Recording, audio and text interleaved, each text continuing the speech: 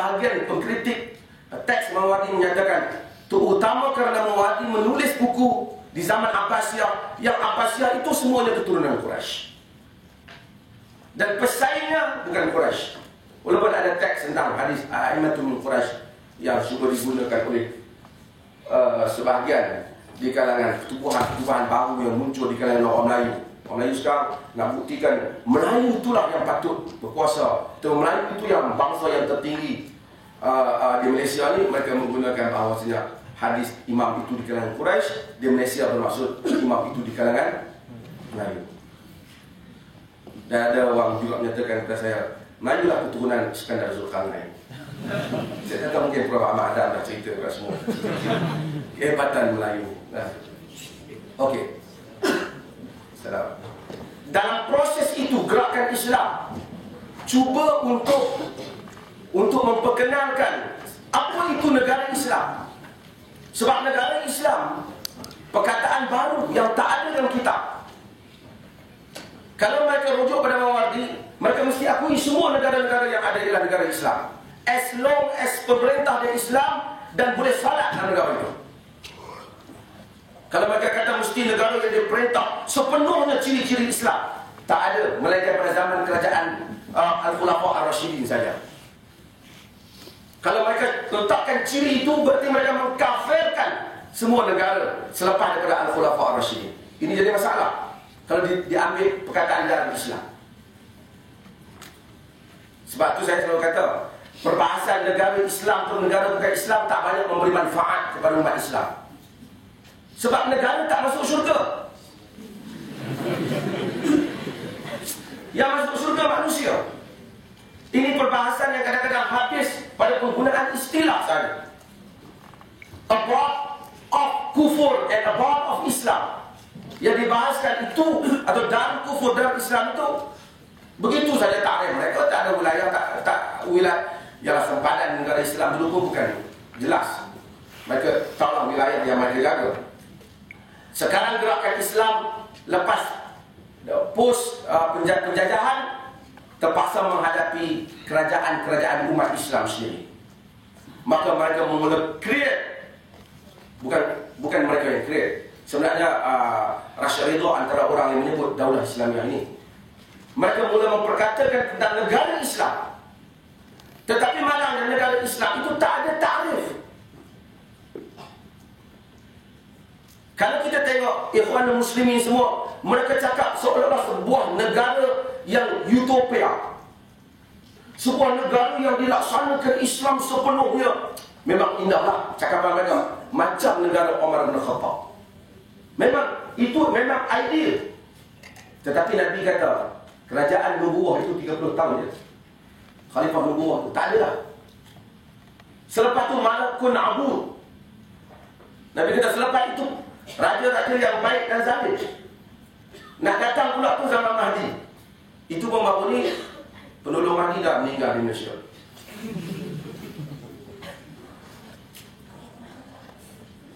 Malaysia adalah negara yang hebat dalam melahirkan tokoh-tokoh yang hebat. Pernah melahirkan Imam Mahdi. Kita pernah melahirkan Nabi. Berapa orang dia Nabi?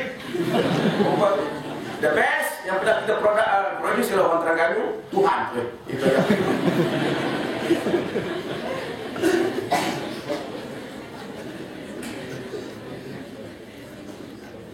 Okey. Oleh kerana tak ada takrif, kalau mereka pakai takrif dalam Islam yang lama, ia akan menyebabkan mereka mesti mengiktiraf kerajaan-kerajaan yang mereka lawan. Jadi mereka masukkan negara Islam dalam negara yang melaksanakan keseluruhan ajaran Islam. Dalam arti kata keseluruhan berarti sama macam negara Khulafa Arab Syiri. Berarti dalam arti kata lain, kerajaan selepas Khulafa Ar-Rasyidin bagi mereka bukan negara Islam. Ataupun sebagai lebih lunak yang meletakkan Islam sebagai dasar. Dan kita kena tahu meletakkan Islam sebagai dasar dalam perlembagaan bertulis ni. Perlembagaan bertulis ni zaman kemudian. Bukan ada perlembagaan bertulis dalam kerajaan Bani Umayyah. Duduk di mulut je. Hajjaj macam-macam dia buat. Quran dia buat. Kaabah pun dia tembak. Macam.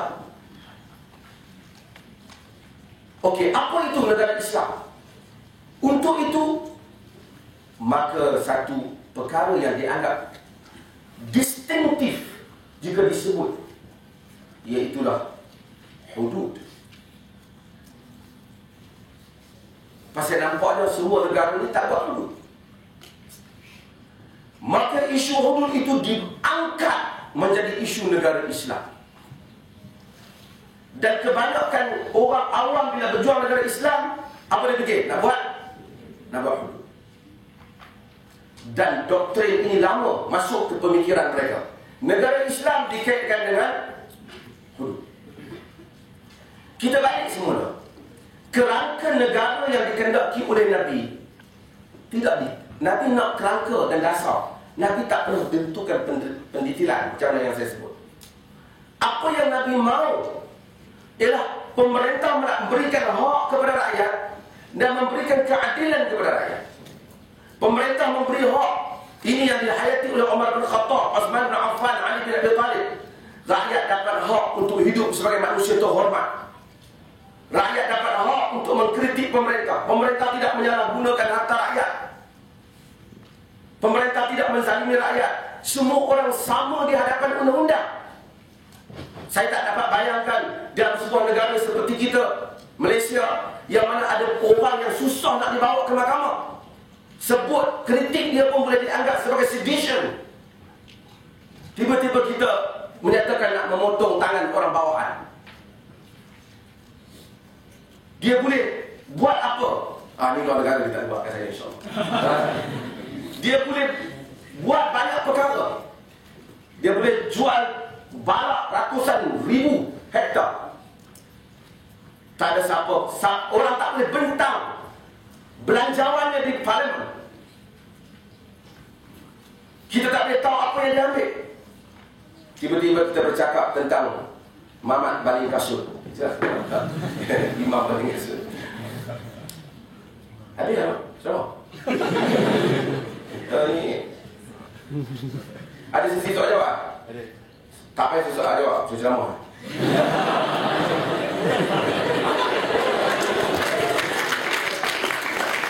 Okey. Balik kepada negara Islam. Apabila hudud difokus, sedangkan itu bukan fokus Nabi. Kita tahu orang datang kepada Nabi mengadu tentang berzina, Nabi tak mau ambil kes. Nabi tak mau tengok Ma'ish. Bahkan Nabi cuba justifykan dia supaya dia tak kena. Bukan justifykan tindakan dia, bagi uzuran kepada dia. Cuma excuse dia yang kata fala'allaka ghamas wa la'allaka qabbalt. Boleh jadi engkau hanya raba saja, boleh jadi engkau cium saja. Bahkan Nabi sedih pada kali pertama hudud dilaksanakan dengan memotong tangan pencuri. Nabi kata, alangkah baiknya jika benda ini tak dibawa pada aku. Tiba-tiba gerakan Islam banyak guna kempen, jadikan ini tajuk utama mereka. Sedangkan kempen kenegaraan yang Nabi wujudkan, Nabi tidak pernah. Saya sebut satu contoh, Najasyi ialah seorang Muslim. Dia adalah pemerintah kerajaan Habsyah. Habsyah sebuah kerajaan Kristian, dalam very Kristian. Kerajaan Najasyi masuk Islam secara diam. Memerintah kerajaan Kristian, semua urusan Kristian. Nabi tak pernah menyuruh Najasyi mengubah negara. Tak pernah menyuruh Najasyi untuk berhijrah.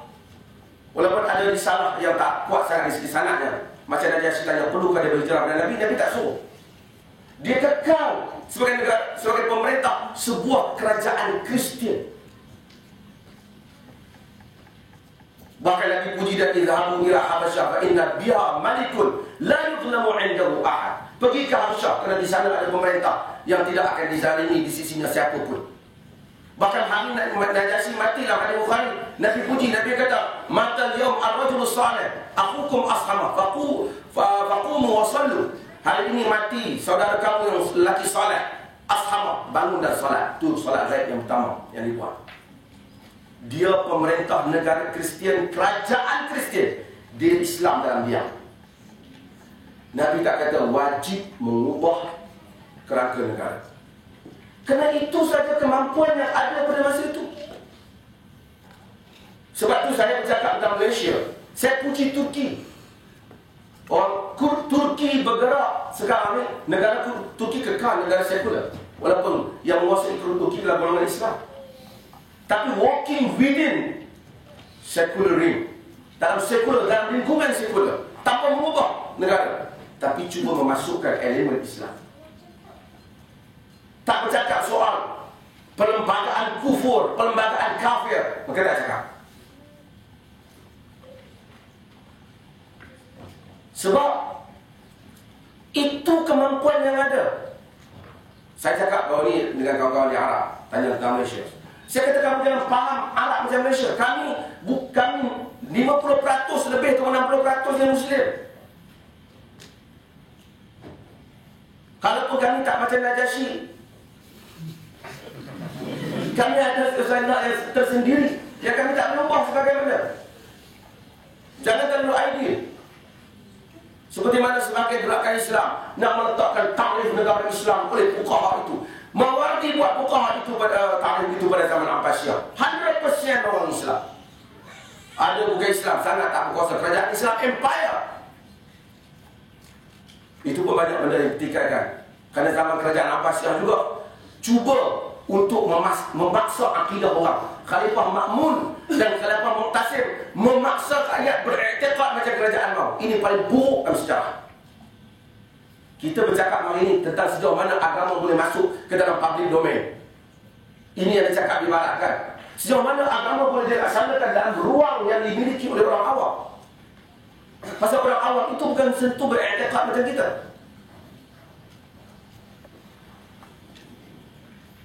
Macam kes Najasyi, sama. Oleh kerana environment yang berbeza.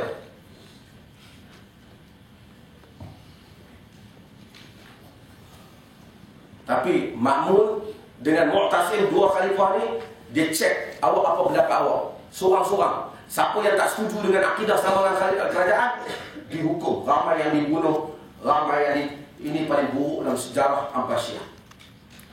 Laksa jadikan akidah kerajaan sama dengan akidah rakyat. Mana kerajaan yang cuba buat macam ni adalah kerajaan yang paling bodoh dalam muka bumi. Kerajaan memberikan servis pada rakyat. Tak boleh memaksa orang beriktikad apa yang mereka tak percaya.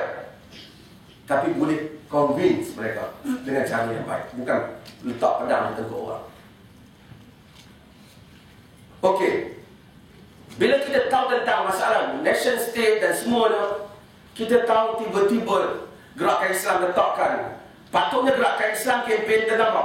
Islam yang adil, sama, tidak rasuah, semua rakyat dapat kenikmatan, semua orang berdiri sama di hadapan undang-undang, pemerintah tak ambil kesempatan, negara yang bersih, rakyat. Kita pergi ke New Zealand, kita malu tengok. Dia sebut Islamic State of New Zealand. Tak, tapi bersih. Even kalau saya bawa balik pergi ke Kahira, ya Allah, kalau Fir'aun bangun pun dia kata aku minta apa.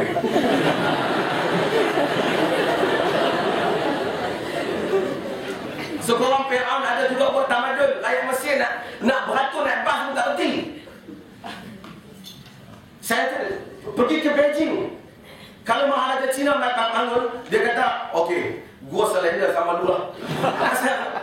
Walaupun mereka komunis, sekarang mereka bagus. Nak tengok Mosito 2 kilometer pun beratur, tahu beratur. Padahal bukan dia percaya pun nak tengok Mosito yang banyak yang dia ambil. Yang berada di Medan Pak, Tenement. Bersih, kereta api cantik, pergi ke Mesir. Tak ada jalan, melainkan semua jalan 21 semua tak ada. Rasuah merata. Fir'aun kalau bangkit, dia kata aku lebih baik. Ya. Negara yang seperti itu bercakap tentang memotong tangan pencuri. Bagus apabila ikhwan sekarang kata mereka tak akan cakap. Mereka tak akan cakap. Negara Islam kebanyakannya memalukan. Pakistan letak Islam, nama Islam, buat undang Islam. Paling teruk dari segi corruption. Nak jaga ibadah, pergi ke piramid. Tengok sungai di tepi piramid, tak ada segalanya duduk dalam tu. Kalau Firaun masih bangkit, dia penuh buah tu. Teruk. Sebetulnya kerajaan Islam cakap gerakan Islam cakap tentang servis yang nak diberi kepada rakyat. Better than apa yang Barat boleh bagi. Barat bagi servis yang baik. Walaupun kita ada benda yang kita boleh berterengkap dengannya. Okey. Dalam cerahan itu tiba-tiba munculnya negara Iran. Mula muncul negara Mullah.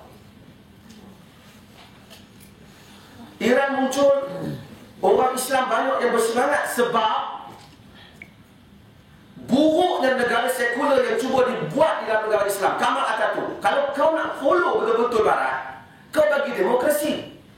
Tapi dia paksa sekular pada rakyat. Rakyat nak pakai serban tak boleh, nak pakai tudung tak boleh. Kalau kau nak follow Barat, kau follow semua lah. Dia bagi hak, nak telanjang pun boleh, nak pakai moskot semua pun boleh. Sekarang dia tak bagi pakai tudung sebab ada isu. Tapi maksudnya bebas. Tapi dia paksa. Orang Islam peras. Kalau dia ikut Barat, dia efisien di sudut pengurusan negara. Negara teruk. Mesir teruk. Semua teruk. Islam tak mau negara teruk. Maka rakyat rasa penyelesaian Islam. Islam, Islam, Islam. Islam huwal hal. Islam huwal hal. Islam adalah penyelesaian. 79 muncul revolusi Iran. Dia memberikan semangat baru. Ramai orang sokong revolusi, menjatuhkan Shah. Dan mula timbul idea, rupanya pemerintah mesti di kalangan mullah, klerik. Maka timbul idea tentang clergy state. Negara mudah ke mullah? Anibal masa negara ustaz. Ataupun kepimpinan ulama. Idea tentang mesti ulama pemimpin.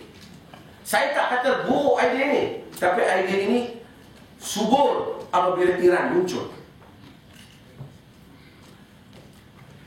Kalau tidak ada masalah ulama menjadi pemimpin, itu adalah satu benda yang bagus. Tetapi masalah dengan Iran, dia menghalau Shah, tapi dia juga membunuh demokrasi seperti Shah.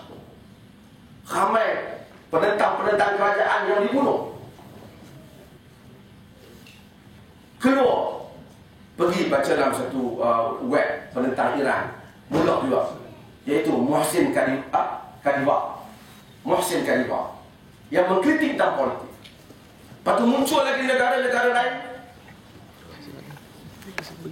Sekali lagi kerajaan gerakan Islam cakap tentang Daulah Islamiah dalam kerangka Iran. Saya nak ringkaskan kerana nanti pengusimah kepada saya. Tapi saya nak ceritakan ialah betapa telah berlaku kekeliruan tentang apa yang patutnya dilaksanakan oleh gerakan Islam dalam negara Islam.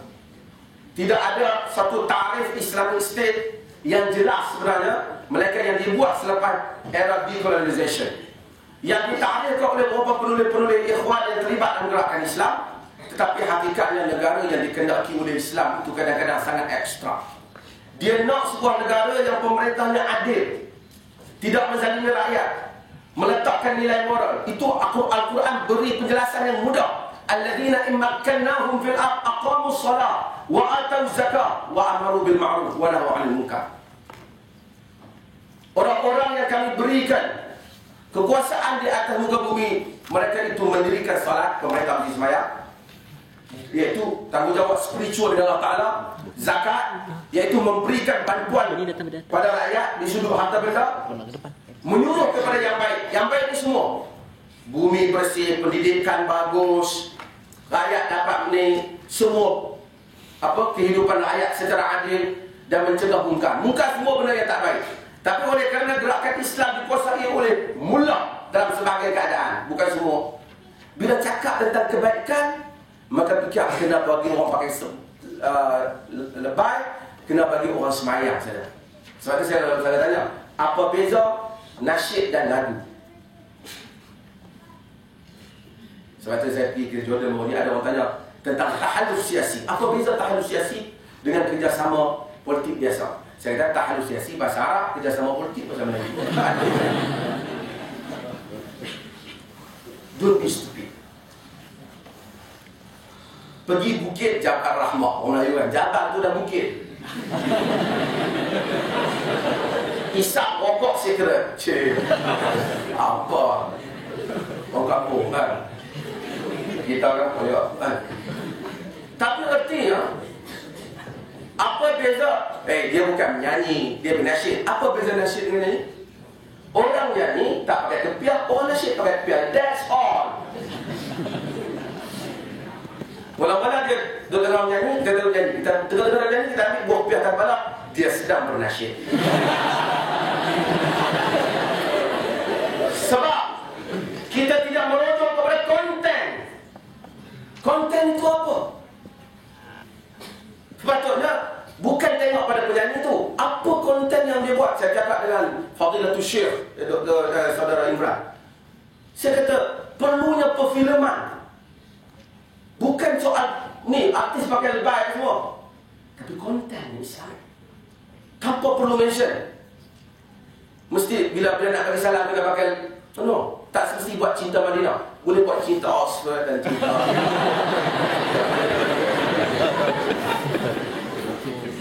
ini idea.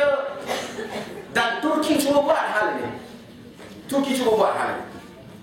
Dan saya meminta supaya golongan kita semua memperjuangkan tentang negara yang sejahtera.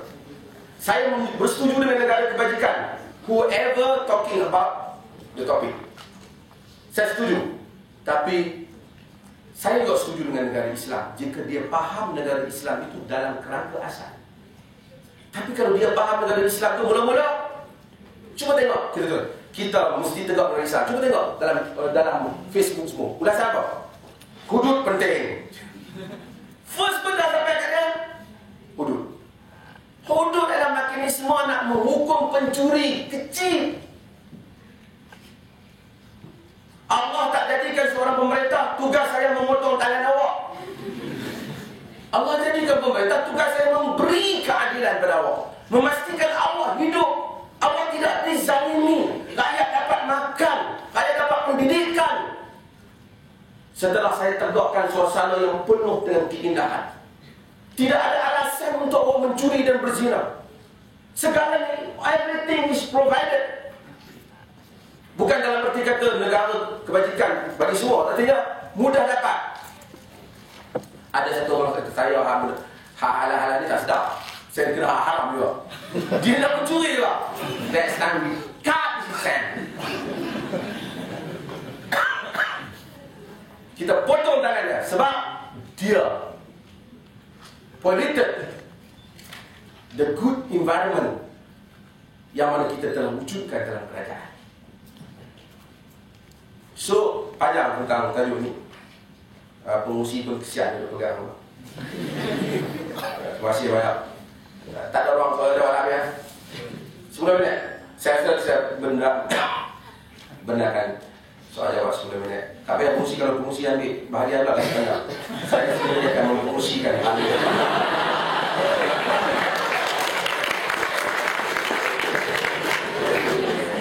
Okey, sila soalan. Biasa manusia tak mau kuasa. Bila diberi sikit, dia nak lebih. Jadi dia tombak orang lain. Ada soalan? Tak apa dia. Terima kasih.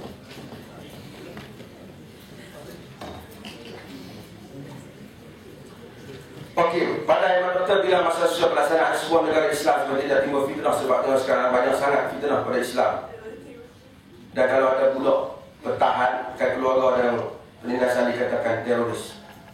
Okey, apa yang orang Islam perlukan sekarang? Kita Malaysia lain. Sekarang kalau ada masa pergi tengok negara-negara orang Islam. Adakah kita perlukan nak tengok tangan pencuri dipotong, ataupun yang terlebih dahulu kita minta supaya keadilan diberikan kepada setiap orang sehingga dia tak ada alasan untuk mencuri?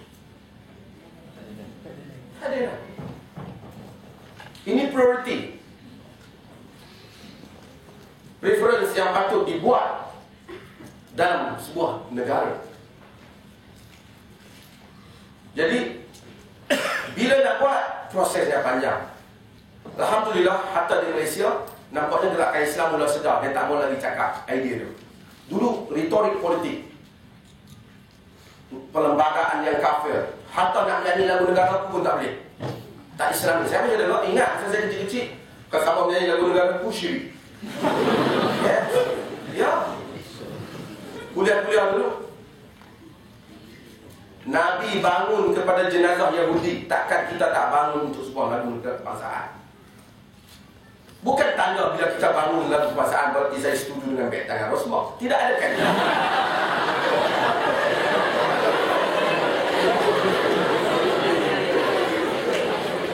Tidak ada kaitan. Saya pun tak malah beda. Very nice and bad. Dalam sebuah negara yang merdeka, setiap orang ada hak untuk membeli bed, jangan aku membeli dia. Dia tak ada hak. Dia apa kan? Okey. Tapi ada orang dia tak boleh. Artinya kalau berdiri dalam negara tu berarti ini perlu pemerintah. Saya tak perlu pemerintah untuk membangkang, tapi ini negara kita. Kita sayang mereka. Nak menyanyi lagu negara pun, as long as dia punya perkataan itu tak percaya dengan agama, dia boleh hormati. Bendera negara kita sendiri, kita angkat bendera kita. Ini yang saudara Mujahid, Dr. Mujahid mengumpulkan dalam PAS, yang PAS sensitif. Sehingga buku dia tak dibenarkan jual oleh sebahagian kedai-kedai harakah dan seumpamanya kerana ada orang tak puas hati dengan idea dia tentang dianggap lebih luas. Sebenarnya alhamdulillah PAS itu sendiri, Ustaz Khairuddin, Dr. Khairuddin lebih tahu. Tapi sudah ada perubahan yang bagus. Tapi idea itu, sebab tu kita kena tahu. Soal sembahyang Allah dah selesai pada kita. Sembahyanglah macam ada. Taklah kira ini sembahyang zaman Abbasiyah dan sembahyang Umayyah, tak ada. Sembahyang semua sembahyang. Tapi kerajaan mesti berdasarkan kepada keperluan. Mewujudkan kerajaan di Turki tak sama dengan Malaysia. Dan mewujudkan kerajaan di Saudi tak sama dengan Malaysia. Tetapi asasnya sama. Hak. Di Saudi kita mungkin puji dia, ada macam-macam benda lain, tapi apa maksud wanita nak bawa kereta pun tak boleh.